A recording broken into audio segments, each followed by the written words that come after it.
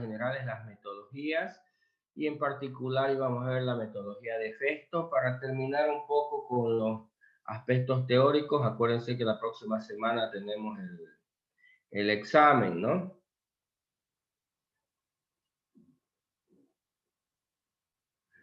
Ya otra cosa, ¿cómo les ha ido con el asunto de Hadoop? También ya tenemos que hacer la presentación. La siguiente semana tenemos lo de Hadoop.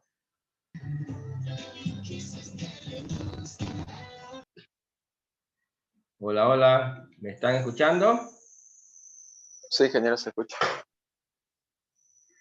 ¿Cómo le ha ido con el asunto de Hadoop? Mi grupo, disculpe, ingeniero, tuvo un problema, digamos, hacia el momento de leer datos, digamos, cuando hace el método de mapeo, porque al parecer, digamos, Hadoop no sé cómo funciona, porque cuando le mandamos, digamos así, los arrays, digamos así, ¿cómo se llama? Con los diccionarios, digamos así, que lee la base de datos, Hadoop parece como que si los tomara, digamos, objetos vacíos. No sé si es algún problema que tenemos nosotros o es que trabaja así Hadoop. No tiene, porque no entiendo por qué, porque lo que hace Hadoop es correrlo del programa. ¿Y qué va a hacer tu programa? Básicamente corre el programa y le pasa como parámetro a ese programa el archivo que va a procesar, si te das cuenta. ¿Me entiendes? Entonces, lo que hace es correr el programa y pasarle el archivo que va a procesar. Luego, todo lo que hace dentro del programa solo tiene que ver con el programa, nada que ver con Hadoop. ¿Me entiendes? Entonces, ¿qué tiene que hacer tu programa? Abrir ese archivo y comenzar a leer su contenido e ir clasificando su contenido. ¿Me entiendes? Pero incluso hicimos una consulta en el mapeo. Fuera del mapeo funciona, pero si lo hacemos cuando está mapeando, ya no funciona el mapeo, nos da error. Habría que ver qué están haciendo, porque lo que tienen que hacer es básicamente cada vez que leen un mapearlo, tipo que evalúe, ¿no? El key, obvio, es el grupo al que pertenece y el valor es la cantidad de veces que van a tener, de manera que en realidad es como si para uno va a decir cada vez, ¿no? Es como que uno, y luego todos los que corresponden al mismo key en el reduce, los va a contar y los va a sumar, digamos.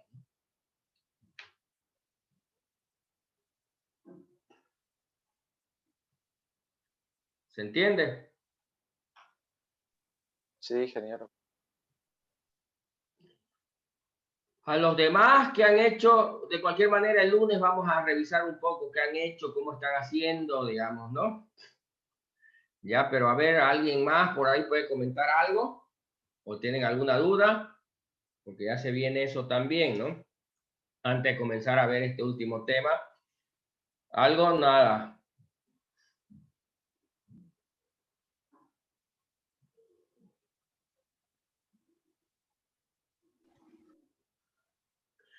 Ya vamos a comenzar entonces con el último tema. No se olviden, la próxima semana tenemos el examen, ¿no? Ya, comencemos a ver. Alexander Paniagua. Buenas tardes, ingeniero. A ver, cuéntenos, Alexander, cómo es las metodologías y luego un poco háblenos de la metodología de Festo. Bueno, hablando de las metodologías, está la de AIMO, la de Kimball, son las metodologías, ¿cómo les puedo decir? Para proyectos grandes en realidad, están dirigidas a eso, porque están hechas por varios pasos, bastantes pasos a seguir. Como dice usted, la metodología de Festo ahorita está la que está más para proyectos más ágiles, como se puede decir. Se requiere proyectos ágiles, entonces está la metodología de Festo la que más se ocupa para eso. Hablando un poco de la metodología en sí de Festo, se parece mucho a todas las metodologías que usamos para hacer cualquier software. Esas metodologías ya sean de PUT o Scrum, porque los pasos a seguir son parecidos, tienen análisis de requerimiento, análisis OLTP, que prácticamente son parecidos, digamos, ¿no? En el primero identifica las preguntas de todos los, en el análisis de requerimiento, identifica... Ya ver algo ahí que no es obvio. Para hacer cualquier software, sin importar las metodologías que has mirado, para hacer cualquier software, porque obvio hacer un data warehouse es hacer un software, digamos, ¿no? Es implementar un software. Pero en general, ¿qué es lo que vas a notar? ¿En qué se parecen todas las metodologías? Y en eso sí tienes razón un poco, digamos. Es en que en todas se hace análisis, diseño e implementación, obvio, pero de diferentes maneras y con diferentes modelos y esto. Obvio, luego, después de eso, no se parecen nada a las metodologías de desarrollo de software, de sistemas de gestión o sistemas transaccionales, porque obvio, los sistemas transaccionales no se hace ese tipo de análisis. Lo único que se parece es que el nombre se llama análisis de requerimientos, pero los requerimientos para un sistema transaccional son totalmente diferentes a los requerimientos que se tienen en sistemas de soporte, ¿no? Excepto por el nombre, digamos, ¿no? Obvio, siempre hay análisis, diseño e implementación en cualquier desarrollo y cualquier metodología, ¿no? ¿Ya? Pero después de eso, en general, son enfoques diferentes, ¿no? En el análisis de requerimiento, en un sistema de transaccional, digamos, ¿no? A ver, no sé si han hecho alguna vez un análisis sin importar todavía la metodología, sin hablar específicamente, pero si no importa cuál leas, siempre tratan de lo mismo, ¿no?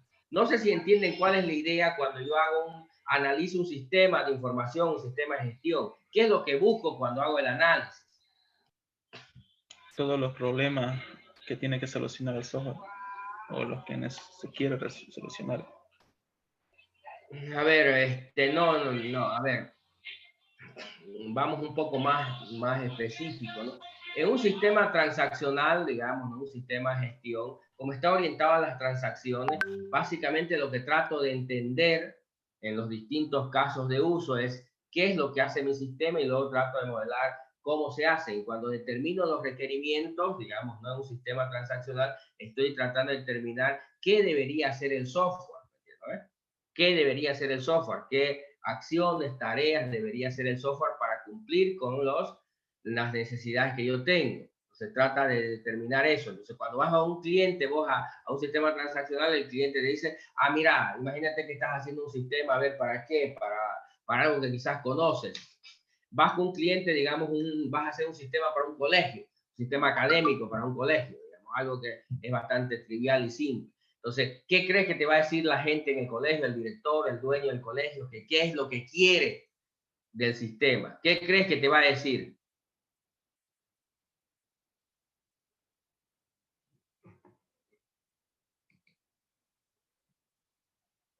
Alexander. Pero lo que más te va a decir es qué es lo que quieres que haga el software. Por eso, pero a ver, dame un ejemplo. ¿Qué es lo que crees que te va a decir el dueño del colegio que quiere que haga el software? Que, no sé, que registre a sus estudiantes. Ya, me va a decir, el dueño va a decir, yo lo que quiero es guardar toda la información de los estudiantes, sus notas, ¿me entiendes? Cuándo sacaron quiero que me saque su boletín todos los meses, quiero que me saque esto, ¿se entiende, no? Se comprende el sentido en el cual el cliente expresa los requerimientos de un sistema transaccional, ¿o no? Sí, sí. Pero cuando vas a este otro lado, ¿qué crees que es lo que, cuando vas con para hacer un data warehouse, digamos, ¿no? ¿Qué crees que no dice, ah, quiero que me guarde información, quiero que me calcule esto, no, ¿me entiendes? Es totalmente diferente. Lo que aquí se trata de analizar no es en ese sentido, así se hace un sistema transaccional, pero ¿cómo crees que es en el sentido de los sistemas en los data warehouse? ¿Qué es lo que crees que te va a decir el cliente que quiere? En ese sentido sería lo que quiere procesar, o sea, qué sentido quiere darle a todo el procesamiento de sus datos, para qué lo quiere ocupar. No. A ver, eso es lo que tienen que entender y ahí es donde ustedes leen pero no lo entienden, ¿no? Ese es el asunto. Por eso no tiene nada que ver. En el otro caso, más o menos, ahorita, y supongo que la idea de la mayoría de lo que tiene Alexander con respecto a los sistemas transaccionales. Cuando vos a un cliente me va a decir, ah, quiero que me registres a los alumnos, quiero que me quiero que me calcules, quiero que me esa es la tónica en la cual el cliente se expresa sus necesidades, sus requerimientos. Desde el punto de vista funcional, me dice qué funciones quiero que haga el sistema.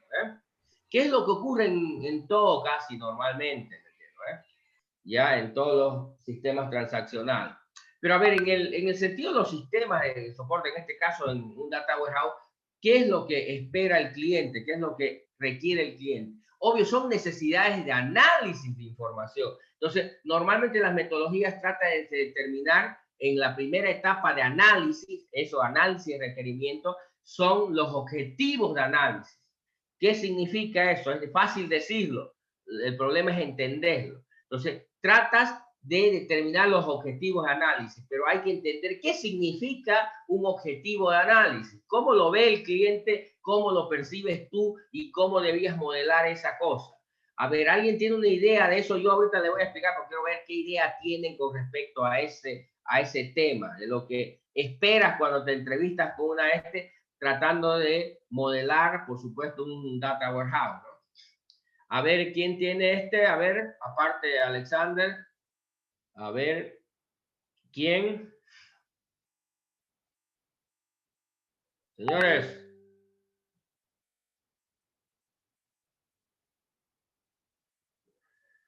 Mudos son, che. ¿Qué pasa, güey? Disculpe, señor, pero, digamos, cuando está hablando con el cliente, digamos, y él expresa sus objetivos, digamos, o sea, eso serían, digamos, como decir, las consultas que el sistema debe resolver, digamos. Sería ya más o menos habla de consultas todavía. Lo que quiero es saber un ejemplito, una idea de qué crees que son esos objetivos de análisis que tiene el cliente. Porque eso es lo que tratas de buscar vos con el cliente. A ver, lo que trato de explicar es para que entiendan qué es lo que van y buscan. Porque si yo voy a hacer un análisis de este tipo de sistema, tengo que saber qué estoy buscando del cliente. Porque si yo sé lo que estoy buscando, obvio, va a salir cualquier cosa de esas reuniones con el cliente, ¿me entiendes? No vas a saber ni qué es lo que estás buscando. Lo que quiero ver es cuál es tu idea básica que tienes sin entender en detalle todavía todos los pormenores. ¿Qué es lo que buscas del cliente entender? ¿Cuál es, en términos formales, dice, bueno, vamos a determinar los objetivos de análisis? Pero ¿cómo entiendes vos eso? Porque es fácil decir objetivo de análisis, pero si no entiendes el contexto, obvio, no sirve de nada que lo repitas, digamos, ¿no? Si no entiendes realmente lo que estás buscando. Entonces, otra vez, lo que trato de preguntarle, ¿saben lo que están buscando del cliente? ¿Qué se entiende por ese objetivo de análisis? Porque en la metodología de Festo dice, para encontrar esos objetivos de análisis tienes que identificar las preguntas. Ah, sí, voy a poner preguntas. Ah, no. ¿Sabes lo que estás buscando? ¿Entendés lo que trata de decirte, digamos, no? Ah, si no entendés, no sirve nada, léeslo, ¿no? Vamos, de nuevo otra vez. ¿Qué es lo que crees tú que estás buscando a un cliente cuando dices que tratas de identificar los objetivos de análisis a través, dice la metodología, de preguntas en el caso de Festo? Dice, bueno, vas a determinar ese objetivo, eso que quiere analizar el cliente, en otras palabras, lo vas a tratar de expresar a partir de preguntas, digamos. Esa es la metodología de Festo. Te dice, bueno, vas a expresar esas necesidades en forma de preguntas, te está diciendo. Pero ¿qué significa? Es lo importante, ¿me entiendes? Que entiendas realmente lo que estás buscando. A ver, de nuevo, alguien que me pueda decir algo ahí. ¿Cuál sería un ejemplito? A ver, ¿qué estarías buscando? ¿Qué te diría el cliente? ¿Qué estarías tratando de encontrar tú? En ese sentido sería algo así como que, por ejemplo, el cliente quiere saber por qué sus clientes de él se van o ya no les compran. Eso, por ejemplo, un objetivo de análisis que él quiere es, quiere analizar, vamos a ponerle un nombre, la pérdida de clientes. Se ha dado cuenta que en su negocio está perdiendo clientes. Entonces, ¿qué quiere? Analizar su información para darse cuenta por qué cada vez hay menos clientes, por qué está perdiendo clientes. Porque esa es una preocupación de él, ese es su objetivo de análisis. Quiere determinar cuáles son las razones, las causas por las cuales está perdiendo clientes. O quiere saber cómo le está yendo en su negocio. ¿Está ganando? ¿Su negocio está creciendo? ¿Se está estancado? ¿Está retrocediendo? Ese es el objetivo de análisis que quiere con su dato. ¿Se entiende? ¿Se comprende? Entonces, Eso es lo que yo busco, entender qué es lo que quiere el cliente en términos de objetivos de análisis. ¿Qué es lo que él quiere analizar de su negocio? O quiere ver sus pérdidas, por qué está perdiendo, cuáles son las razones que está perdiendo en este producto, en esta agencia, o en general, dónde está perdiendo dinero, digamos, en los distintos elementos o negocios que él está desarrollando, en cuál está perdiendo, en cuál está ganando, digamos, ¿no? ¿Se entiende? Entonces, cuando yo voy con un cliente a ver cuáles son sus requerimientos, eso es lo que estoy buscando. ¿Cuáles son sus requerimientos de análisis? ¿Qué es lo que quiere analizar el cliente? ¿Estamos de acuerdo? Es la primera pregunta que trato de resolver. En cambio, cuando voy a un sistema transaccional, son otras las cosas que trato de buscar en el análisis de requerimientos. ¿Estamos de acuerdo? Aquí es otra cosa. Entonces, se llaman lo mismo, pero el enfoque es diferente. ¿Se entiende la idea o no?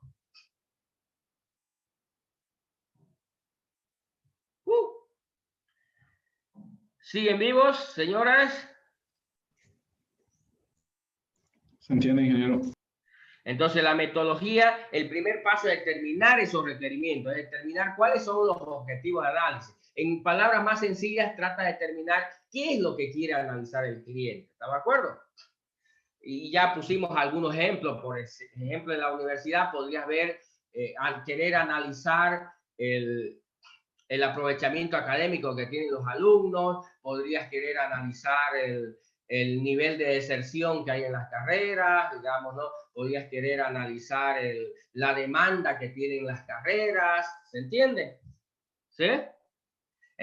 Obvio, en un negocio tradicional de compra-venta, quieres ver cómo andan tus ventas, ¿me entiendes? Cómo anda tu nivel de inventario, si no tienes muchos problemas en el nivel, tienes muchos problemas de quiebres de inventario, digamos. Entonces, eso es lo que analiza la gente que toma decisiones. Entonces, por ejemplo, alguien que está encargado de ventas en una empresa, ¿qué quiere ver? ¿Cómo andan sus ventas? Si obvio él analiza y ve que sus ventas todos los meses suben, está feliz, pues, ¿no? Cada vez vendo más. Pero si ve que sus ventas comenzaron a mantenerse, no suben en la medida que debían crecer, entonces comienza a preocuparse. Y entonces comienza a querer analizar cuáles son las razones por las cuales sus ventas se han estancado o están cayendo, ¿no? ¿Para qué quiere hacer eso? ¿Para qué creen que quiere hacer eso? Señores. Una vez obteniendo eso, hacer dar soluciones como claro, para tomar decisiones, ¿no? Y obvio, a ver, están cayendo mis ventas. Ah, mira, aquí este producto no se está vendiendo. Entonces dice, ah, bueno, dejemos de traerlo este producto, toma decisiones, ¿no? ¿Me entiendes? No se está vendiendo este producto, dejemos de traerlo, liquidémoslo y busquemos otro producto que lo reemplace porque este está teniendo problemas en el mercado, no se está vendiendo.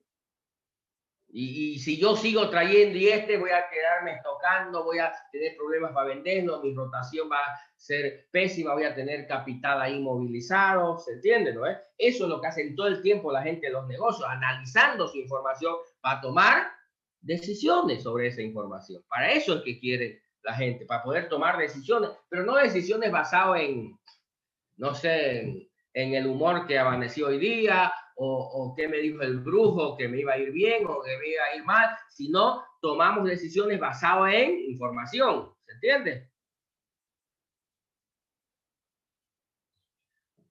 Sí, ingeniero. Ya, entonces la idea del análisis de requisitos, en el caso de la metodología de FESTO, lo que trata de buscar son los objetivos de análisis. Luego vamos a hablar luego un poquito más a detalle. Sigamos, Alejandro. Alexander, ¿no? Sí, ingeniero. Ya. Bueno, esa era parte de la parte de preguntas del análisis de requerimiento. También se identifican los indicadores. La perspectiva de análisis, que estaría también en la parte de análisis de requerimiento. En realidad, en el análisis de requerimiento son tres cosas que tratas de determinar con el cliente. ¿Qué es lo que quiere analizar? ¿Cómo lo quiere analizar? Y respecto a qué lo quiere analizar. Y ahí vienen lo que se llaman los hechos, las métricas y las dimensiones. Sí, eso estaría entrando en el modelo conceptual, todo lo que son las métricas. Ajá, las perspectivas, como se llama en el modelo conceptual. Entonces, medidas indicadores, digamos, se le llama indicadores, perspectivas y hechos. Tratas de identificar esos tres elementos, ¿no? Ya formalmente, ¿no? A ver, sigamos un poco con otra persona, María Elizabeth. María Elizabeth. María la una. María las dos. María las tres. Si no puede, escribe en el chat porque la voy a sacar. Ya les dije, una vez lo saco, comienza a complicarse su vida. Nada, María Elizabeth. Bueno, pues. Inge acaba de hablar, creo, por el chat. Sí. ¿Qué? ¿No qué? María, ¿no qué? No dice, pero no dice. Ya escriba entonces en el chat. No creo que su computadora tampoco tenga teclado, ¿no ves? Así que escriba.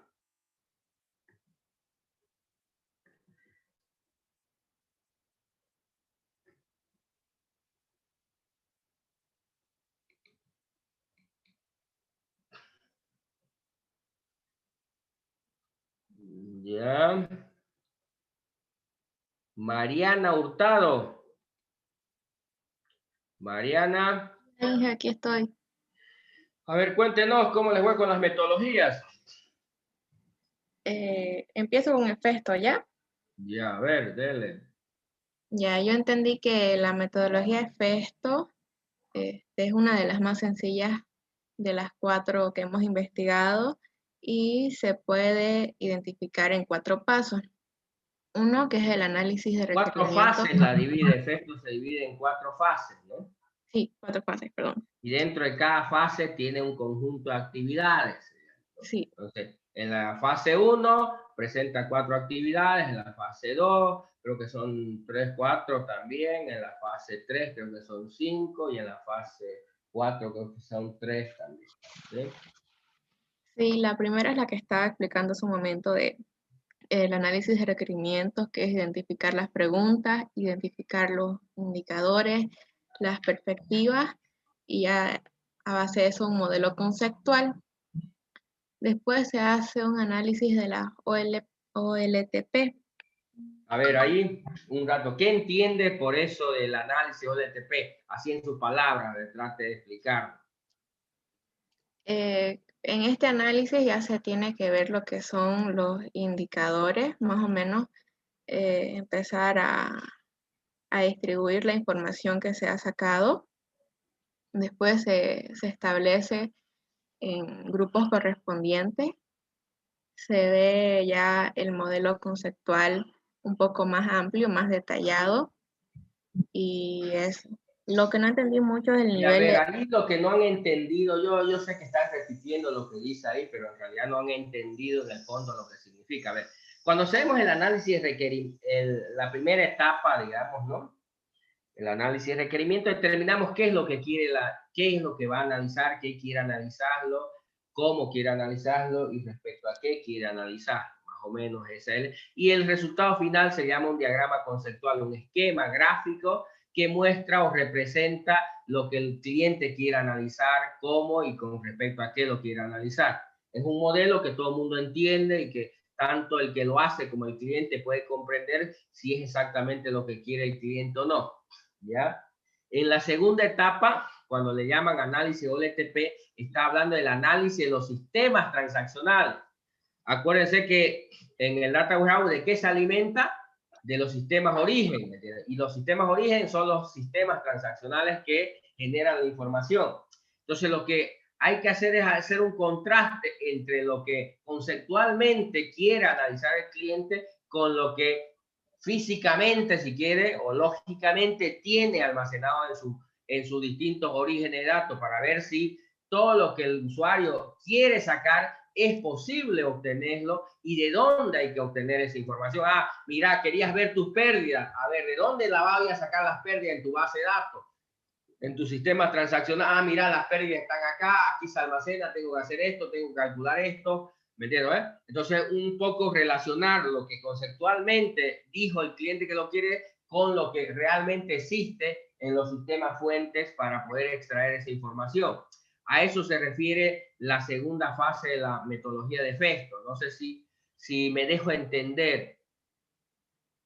Sí, de ahí más o menos entra lo que es la información de los archivos de texto, las hojas de cálculo. De donde se saque la información. La idea es que si, por ejemplo, dice que el indicador que quiere obtener es el, no sé, el nivel de pérdidas, lo que hay que ver es dónde voy a sacar ese nivel de pérdida, cómo lo voy a calcular el nivel de pérdida, cómo se calcula, dónde se encuentra almacenada la información, digamos, ¿no? ¿Se entiende? El nivel de granularidad, ¿lo podría explicar? Ya, el nivel de granularidad se refiere al nivel de detalle con que se quiere ver la información. Les explico. Con una pregunta. Ustedes en la universidad, cuando entran a su historial académico, ¿a qué nivel ven sus notas? Lo vemos las notas por materia. Entonces, ese es el nivel, el mayor nivel de granularidad, el mayor nivel de detalle, lo pueden ver. Pero, por ejemplo, no lo pueden ver cuánto sacaron en el primer parcial, cuánto sacaron en el segundo parcial. No tienen ese nivel de detalle. ¿Se entiende, no es? ¿Por qué? Sí. Porque obvio al sistema se le alimenta ya solo la nota final. Entonces el mayor nivel, por ejemplo, si quisiera hacer un análisis del nivel académico que ustedes tienen, del aprovechamiento académico, máximo, el mayor nivel de granularidad que podía hacerlo es a nivel de materia. ¿Me entiendes, ¿Se entiende? Porque ese es el mayor nivel detallado que puedo sacar. No puedo saber quiénes se aplazaron en el primer parcial, por ejemplo, cuánto sacaste o cuál es el promedio, cómo te va mejor los primeros o los últimos parciales, cómo te va mejor. No puedo sacar eso porque no tengo ese nivel de detalle. ¿Se entiende la idea? Pero para algunos análisis, por ejemplo, si esto fuera para el rector, ¿qué le importa cuándo sacas en cálculo? No, quiere saber cómo te fue en general. Entonces, el mayor nivel de detalle que tomas es tu PPA. Ahí, ¿qué se ve en el PPA? No se ve cuánto sacaste en cálculo, cuánto no, sino en promedio cuánta nota tiene. Entonces, el mayor nivel de granularidad es eso, el PPA. Ya no se ve el detalle, de dónde salió ese. ¿Entiendes? Entonces, en ciertos análisis, por ejemplo, si el rector quiere hacer un análisis y ver el rendimiento académico, no le importa a nivel de materia, pero sí quizás a un jefe de carrera sí le interese verlo a ese nivel de detalle. Pero a un rector no, solo quiere ver a nivel más global, ¿se entiende? Y lo mismo pasa en una empresa. El dueño, el gerente general no quiere saber cuánto vendimos en chicle hoy día, sino cuánto vendimos en general en las tiendas, cuánto es el nivel de utilidad de las tiendas, no le interesa ese. Por eso es que se debe establecer el nivel de granularidad. ¿A qué nivel de detalle quiere ver ese indicador? ¿Se entiende la idea o no? Sí. ¿Sí? A eso se refiere con granularidad, con el nivel de detalle que quiere ver el indicador. Y obvio, se puede ver una información a distinto, desde el nivel más grueso hasta el nivel más fino, se le llama en granularidad, ¿no?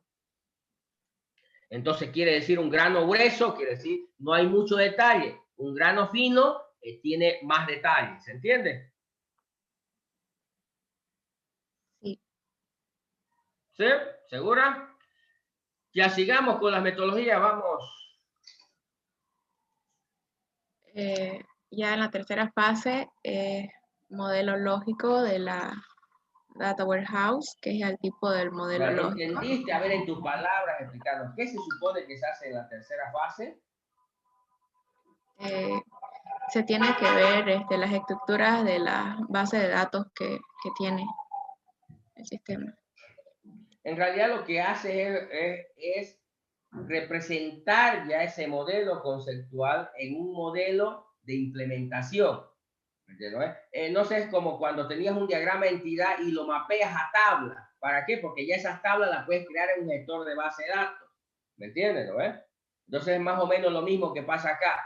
Pasas de un modelo conceptual a un modelo lógico, donde ya no se habla de indicadores, sino se habla ya de medidas, se habla de tabla de hechos, tabla de dimensiones, ya debes definir si va a ser tu esquema, va a ser un esquema estrella, un esquema de cupo de nieve, lo llevas ya para que a partir de ese modelo que obtienes ahí, ya directamente lo puedas llevar ya al software e implementar. Lo mismo que pasaba en tu base de datos relacional. Lo mapeabas, lo llevabas a tablas, porque ya de ahí ya lo podías llevar a un software y crear la base de datos, ¿se entiende? Sí. Y obvio, la última etapa es ya implementarlo, llevarlo a un software, ¿se entiende? ¿Sí? ¿No? Más o menos. Sí, ya después ya se hace con las tablas de dimensiones, la tabla de hechos, las uniones. Y Sí, ya esa es en la tercera, ¿no? En la cuarta ya se hace la implementación, ya se lo lleva a un software y se lo implementa, ¿no? sí, la Obvio, cuarta dice integración ¿cómo? de datos, la carga inicial y es la actualización de los Sí, datos. es la implementación, pues ya lo llevas a un software, ahí ya lo implementa. Y obvio, la primera cosa que hace es la carga inicial de datos y luego haces el proceso de carga ya el mantenimiento, ¿no? La actualización de los datos, con qué frecuencia, de qué manera se van a actualizar, crea lo que se llaman los jobs, las tareas automáticas, digamos, implementas para que las actualizaciones se hagan de forma periódica y con cierta frecuencia. Porque obvio, una vez carga los datos del origen a la base de datos multidimensional, obvio, solitos no se van a volver a cargar, sino que planificas un proceso que lo cargue con cierta frecuencia. ¿Cuánto es la frecuencia? Depende del modelo del negocio. Por ejemplo, siempre les comento, en el caso de la U, si hago un data warehouse para la U, digamos, del académico por lo menos, necesitaría cargarla una vez cada semestre, porque cada cuánto cambian las notas. Entre este y al próximo no pasa nada. No necesito cargarlo todos los días porque va a seguir siendo lo mismo. No es que todos los días meten notas, ¿no? Cada semestre recién necesitaría volverlo a actualizar esa cosa. Pero, por ejemplo, no sé, en un negocio de ventas quizás lo tenga que hacer todos los días o por lo menos una vez a la semana, digamos, ¿no? O en el peor de los escenarios, cada vez a fin de mes para que se actualicen con la última información y el que está analizando la información vea la información hasta la última semana, hasta el último mes anterior, cómo va el negocio, ¿no? Entonces, esa frecuencia depende del negocio y con qué frecuencia quiero mantener actualizados esos datos. Porque para análisis no se requiere, a ver, no sé si alguien quiere ver cómo anda su negocio, no importa lo que pasó hace una hora, no va a cambiar que su negocio esté perdiendo lo que pasó hace una hora. Va a seguir perdiendo si registro o no la venta. Entonces, pero hay negocios que sí se requieren que todos los días o que cada hora o que cada minuto se esté actualizando, ¿no? Entonces esa frecuencia es muy variable de acuerdo al negocio, ¿no? Y a la necesidad de análisis que se tenga de ese negocio. ¿Estamos? Entonces la cuarta etapa ya es la etapa de implementación, ya ponerlo a funcionar en un software ya, el Data Warehouse, implementarlo. Implementarlo significa básicamente cargar los datos y crear los procesos de actualización, ¿no? Vamos, y obvio, vamos a hacerlo nosotros todos los pasos. Lo vamos a hacer eso y lo vamos a hacer todos los pasos, desde el primero hasta el último. ¿Qué más? ¿Qué más? Hablo de las otras metodologías. Sí. Bueno.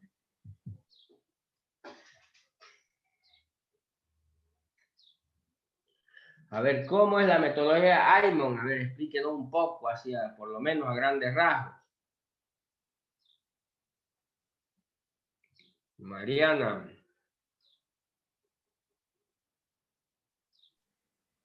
Inge, un momento, es que ahorita me acaba de llamar mi mamá y necesito, para disculparte, ¿lo puede pasar a otro compañero eso? Ya, ya. A ver, ya que estaban con, a ver, otra señorita, a ver, ¿dónde hay otra señorita? Andrea Solís.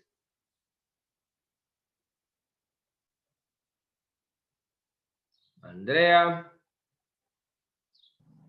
Buenas tardes, ingeniero. Buenas. Me confundí con la tarea, tenía entendido que solo había que investigar más a fondo la metodología de FESTO, y fue la única que investigué. A ver, entonces, cuéntenos de Festo, porque no le ponga Serapio. La metodología de Festo, yo lo encontré con un ejemplo en el que nos indica qué hace en cada paso, en el caso de una empresa que se dedica a las ventas. Por ejemplo, en el primer paso, que es el análisis de requerimiento, como ya indicó, bueno, lo primero que hace es identificar los requerimientos de los usuarios a través de preguntas que expliciten los objetivos de la organización, y luego se analizarán estas preguntas a fin de identificar cuáles serían los indicadores y las perspectivas que serán formadas en cuenta para tomarse en cuenta de la construcción del Data Warehouse.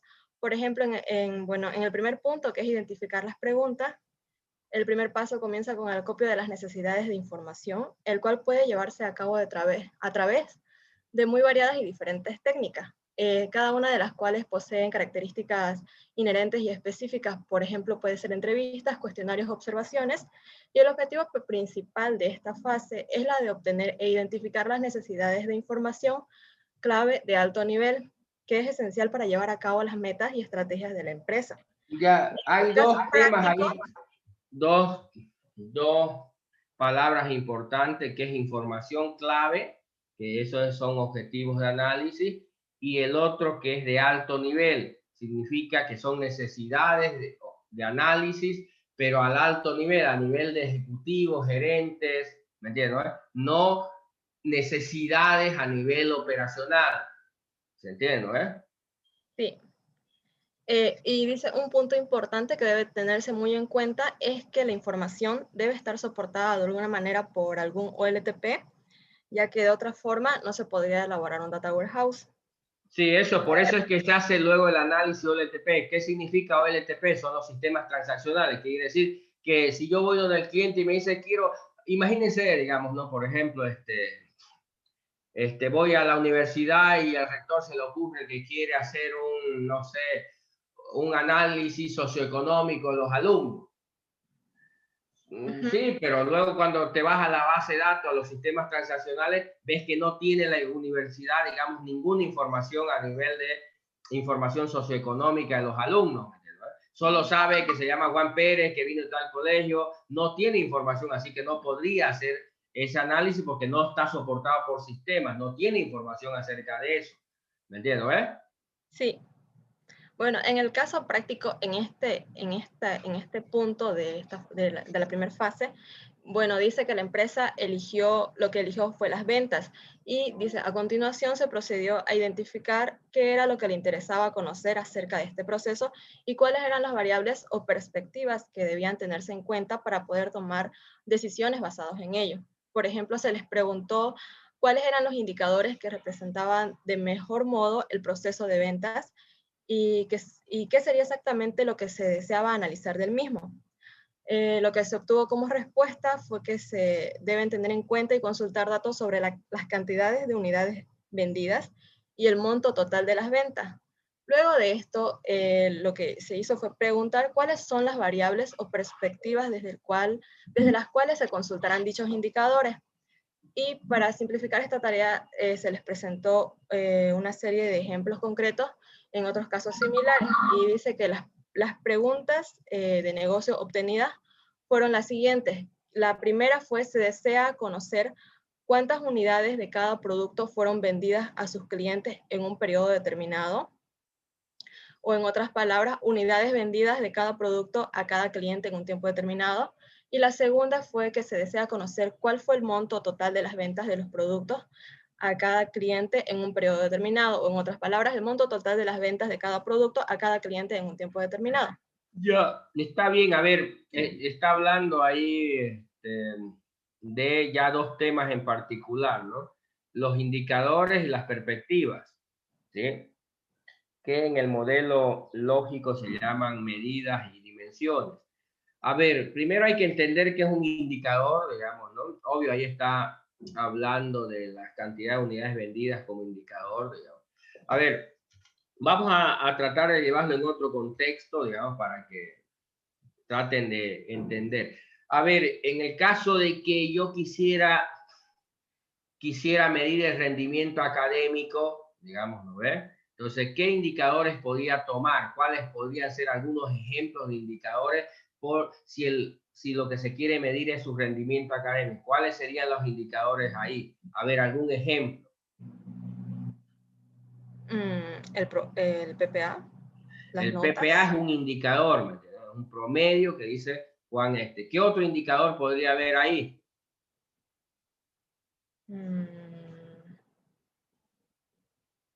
Las notas de las materias.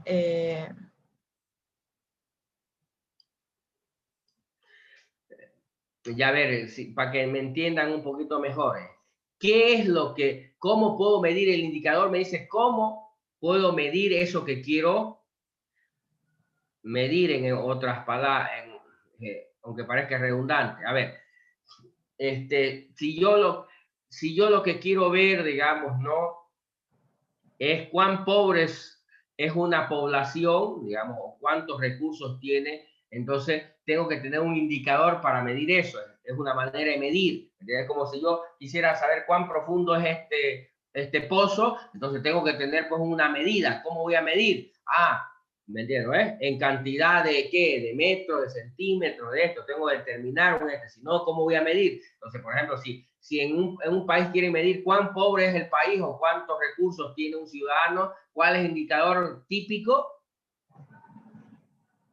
¿IDH? ¿El IDH? No, ese no. IDH es otra cosa. Ya, se llama el PIB. Pero es un indicador. Sí, el PIB. No sé si han escuchado hablar del PIB, el Producto Interno Bruto. ¿Me entiendes? Entonces, ese es un indicador que dice cuán ricos o pobres son los habitantes de un país. Obvio, eso no significa que todos son pobres o que todos son, sino es más o menos un promedio, ¿no? ¿Me entiendes? Obvio, si el PIB es alto, el país está bien, digamos, ¿no? Tienen plata los ciudadanos, en teoría, no significa que todos, digamos, ¿no? ¿Ya? Y si el PIB es bajo, se supone que están fregados, ¿no? ¿Están de acuerdo? Eso se llama un indicador. Si yo en una empresa quiero saber si me está yendo bien en el negocio, entonces tengo que establecer un indicador, es decir, ¿cómo mido que me está yendo bien o que me está yendo mal? ¿Me entiendes? ¿No ves? ¿Sí? Entonces tengo que tener un indicador, eso es lo que eso es lo que busco. ¿Cuál es el indicador? ¿Cómo quieres medir si te está yendo bien o si te está yendo mal? Alguien dice, lo voy a medir por la cantidad de ventas que hago. Si mi cantidad de ventas está subiendo, me está yendo bien, según ese indicador. Si mi cantidad de ventas comienza a bajar, me está yendo mal. Quizás no sea un mejor indicador porque puede ser que aumente tu venta, pero tu utilidad sigue cayendo o se mantiene. Entonces, no significa que te está yendo necesariamente bien. Pero por eso es que se buscan varios indicadores a veces, para que a mayor cantidad o mejor calidad del indicador te va a indicar mejor cómo anda lo que quieres medir. ¿Se entiende la idea o no? Por ejemplo, en el caso del el indicador que utiliza la universidad para saber cuán bien te está yendo es tu PPA. Pero también podría ver cuántas materias venciste. Decir, bueno, en función de la cantidad de materias vencidas, si venciste más materias, te está yendo bien. Mientras menos materias tengas vencidas, te está yendo mal. Pero tú sabes que quizás no es un buen indicador ese de cuán bien o mal te está yendo. ¿Se entiende? Entonces, ¿qué crear? Un indicador un poco más complejo, no solamente en función de cuántas materias venciste, sino con cuánta nota la venciste y promediar en función de cuántas llevaste. A ver, ¿por qué es importante esto? Porque si alguien fuera vivo y dijera, bueno, quiero tener el mejor PPA y la mayoría de la gente cree que es sumar sus notas dividido entre dos, entre el número de notas nomás, entonces no sería correcto porque alguien si quiere tener el mejor PPA solo inscribirá una sola materia por semestre y obvio, como es una dividido entre esa una sería la nota. Y como solo lleva una sola materia y saca buena nota en esa, no significa que es el mejor alumno. Porque alguien podría hacer eso, ¿se entiende? ¿No? Un semestre, un año, solo llevar una materia y terminar como el mejor alumno. ¿Se comprende? Entonces, porque no sería correcto ese indicador si solo se basa en el promedio de notas que tienes.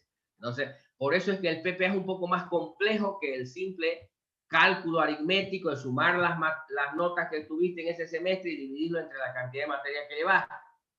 ¿Se entiende? Señores, Sí. ¿Sí? ¿Vamos? Entonces, no sería un buen indicador. Entonces, en cada negocio, dependiendo del negocio, hay que buscar algo que me indique cómo va yendo el negocio. A eso se refiere. ¿No? En el caso del ejemplo que mostraba Andrea, decía, voy a medir cómo me va en las ventas por la cantidad de ventas que hice. Si, por ejemplo, este mes vendí 100, hice 100 ventas y el mes anterior hice 80, en teoría, según la lógica esa, me fue mejor en esta venta, pero quizás hice 100 ventas, pero vendí solo 1.000 bolivianos y las 80 que vendí 12.000 bolivianos. Entonces, en realidad sí me fue mejor el mes anterior que este, si lo mido solo por la cantidad de ventas que hice, ¿se entiende? ¿Sí? Sí. Pero si lo mido en plata, ya no lo mido por la cantidad, sino el monto de venta. Si vendí este mes 1.000 y el mes anterior vendí 10.000, me fue mal, sin importar cuántas ventas hice, me fue peor, porque el mes anterior una sola venta hice, digamos, ¿no ves? Y vendí 10.000, ahora hice 20 ventas, pero solo vendí en términos de plata 1.000. Me fue peor, pero quizás no te fue tan peor. Quizás no debía medirlo ni en cantidad ni monto, debía intentar crear un indicador que combine ambas cosas, porque, por ejemplo, si yo vendo, no sé, por ejemplo, tengo una automotriz, digamos, y vendí, no sé, 10 vehículos el mes anterior y este mes solo vendí uno, pero porque este valía, no sé, 1.000.000, ponele, y esto solo valían 10.000, me hicieron 100.000, pero este uno solito vendió 1.000.000, pero no significa que me fue mejor, ¿me entiendes? ¿No? ¿Por qué? Porque en realidad, lo compré 900.000, digamos, por decir, ¿me entiendes? ¿No? Y lo vendí en 1.000.000, digamos, menos impuestos, me quedaron 30.000 de ganancia. En cambio, estos 10, digamos, ¿no? Gané 5.000 por cada uno, en total me quedaron 50.000 de ganancia. Entonces, aunque vendí menos, gané más. Así que no es tan simple. Les explico todas estas cosas para que entiendan que los indicadores que uno determina no son así nomás, ya pongámosle esto, no. A veces lo que parece que es un indicador, a veces hay que construir indicadores un poco más complejos que realmente midan cuán bien o mal está una unidad de negocio para determinar. Eso es lo que intentan determinar, cuáles indicadores, cómo medir ese negocio para ver si anda bien o mal, ¿se entiende? ¿No? Entonces, los más típicos indicadores, digamos, son cantidad de cosas, montos de cosas, promedios de cosas, digamos, ¿no? ¿Se entiende? Entonces son los típicos indicadores, pero no significa que necesariamente son los mejores indicadores. En la vida real se construyen indicadores un poco más complejos que midan realmente cuán bien o mal anda un negocio, porque a veces con uno no es suficiente, con decir la cantidad o el monto, no me mide exactamente cuán bien anda mi negocio. ¿Se entiende? Hola. Sí, se entiende. El otro tema que menciona ahí Andrea es las perspectivas ya.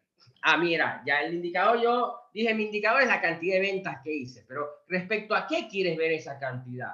Lo quiero ver cuántas ventas hice por mes, o cuántas ventas hice por año, o cuántas ventas hice por semana, o cuántas ventas hice por día. Eso se llama una perspectiva, quiero verlo en el tiempo. La cantidad de ventas, el indicador lo quiero ver por el tiempo, eso se llama una perspectiva. Y esa es la más común, la perspectiva tiempo. Quiero ver este indicador en el tiempo. Es una de las perspectivas más comunes. Pero también pudiera ver, quiero ver cuánto vendí por sucursal. Quiero ver cuántas ventas hice en esta sucursal, cuántas. Esa sería otra perspectiva. ¿Se entiende la idea?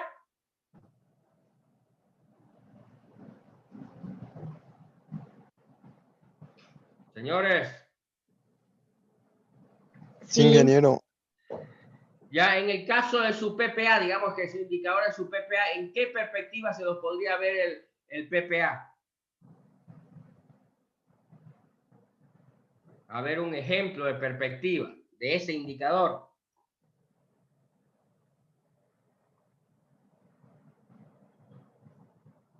Vamos. Señores.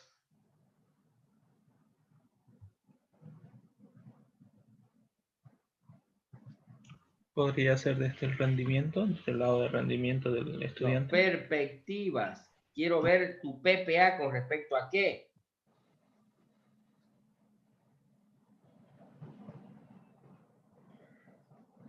¿Vos cómo querrías ver el PPA con respecto a qué?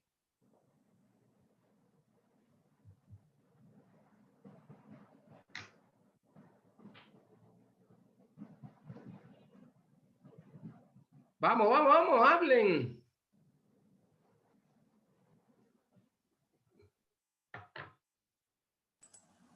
Podría ser con respecto al promedio general, digamos. No, no, no, no. ¿O no? Perspectiva. Yo puedo ver el PPA con respecto al semestre. Quiero ver cómo es el PPA semestre por semestre con respecto a la gestión, ¿me entiendes? Eso sería verlo con respecto al tiempo. Pero también lo puedo ver el PPA por alumno. Lo puedo ver también el PPA por materia, el PPA por carrera, el PPA por facultad. Esos son perspectivas, ¿entiendes?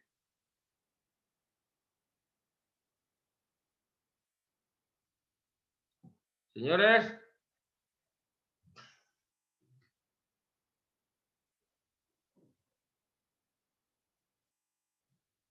Señores.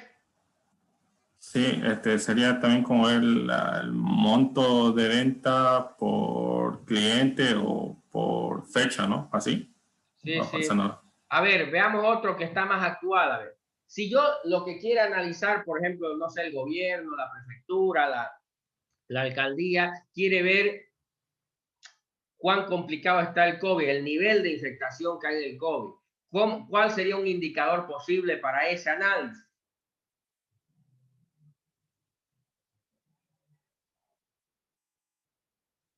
Ya pues, vamos.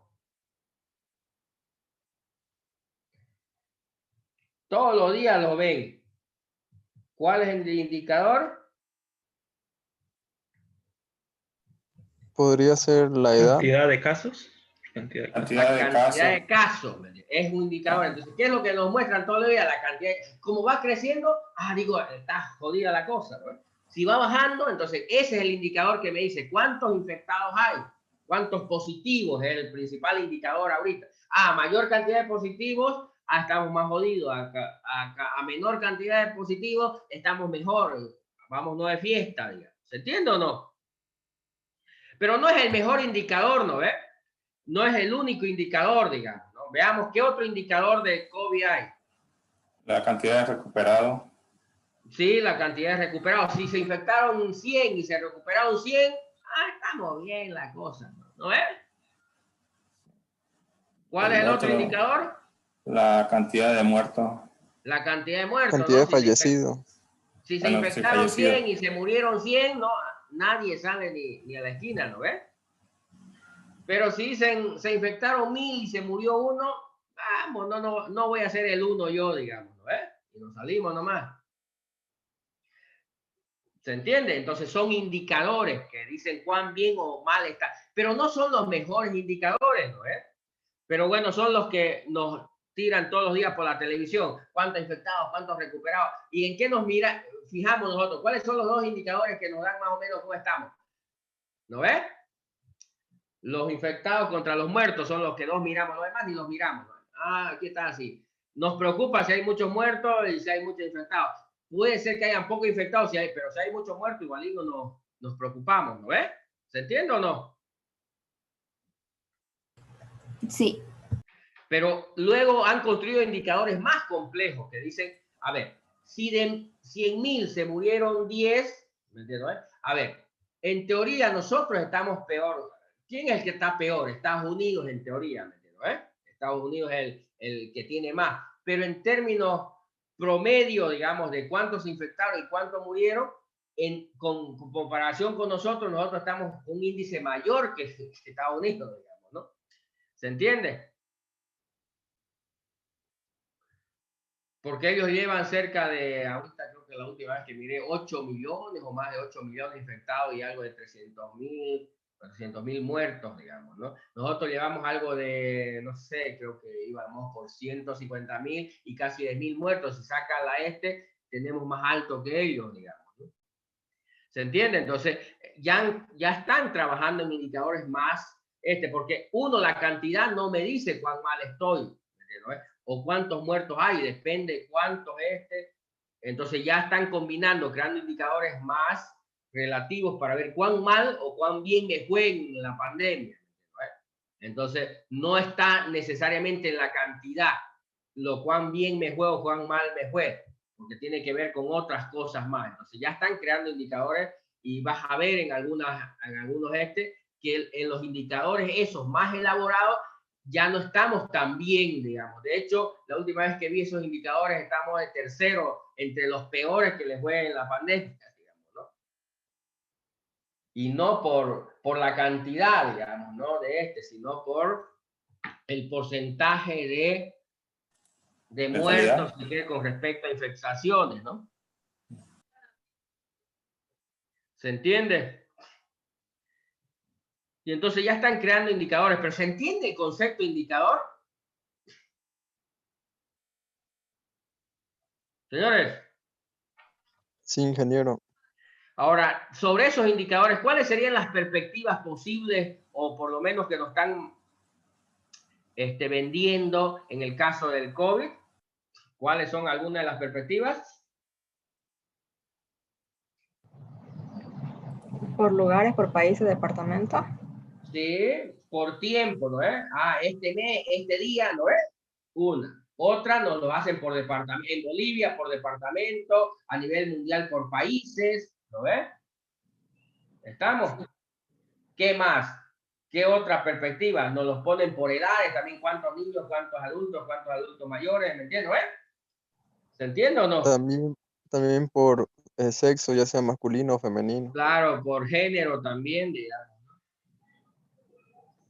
¿Estamos? Entonces, eso, no sé si quedó más claro lo que es el indicador y lo que es la perspectiva. Sí.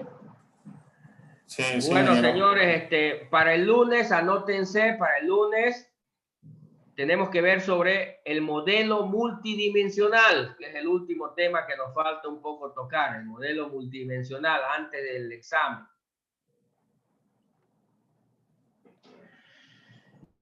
El modelo multidimensional o dimensional, lo pueden buscar con esos dos nombres, multidimensional o dimensional. ¿Se entiende? Hola, hola. Sí, ingeniero. Listo, señores, ya se había ido el tiempo, entonces nos vemos el día lunes, ¿ya? Que estén bien. No se olviden, estar estudiando para que no sea un masacre el examen.